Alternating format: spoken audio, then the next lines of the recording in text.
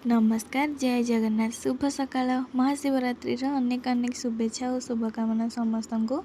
आज तो प्राय समस्ते ओषा करेंगे। मुझे सका रेडी होमती नित्यकर्म सारिकी रेडी हो गली तल को आसली बारी देन सबको क्लीन करके अलता टे लगेदेली।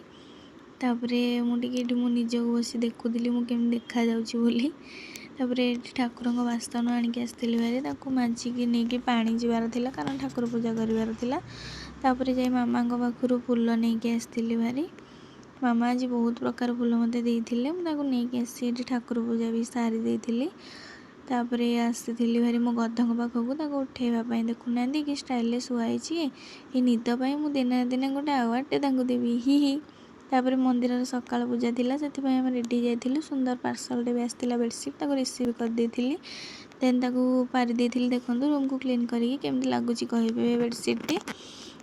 रूम को क्लीन कर गुडुन को आउटफिट रखीदी। आम दिजन जाक बाहर मंदिर पलैलु। सकाल पूजा को दिजन जाक मिसिकी सारी देथिलु। देन घर को आसलु भारी।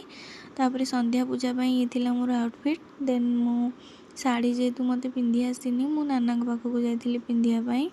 नाना होती मत सब मो सेकेंड माँ भाई लगती कारण से मत गोटे कुनी झी भाई सब ट्रिट करती और मत बहुत भल भी पाती।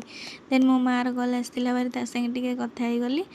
मुझे मंदिर बाहर की रिल्स करदेली। आम दिजन जाक मंदिर गुडुनकर मोर जाकि दीप लगे बसी पड़लु।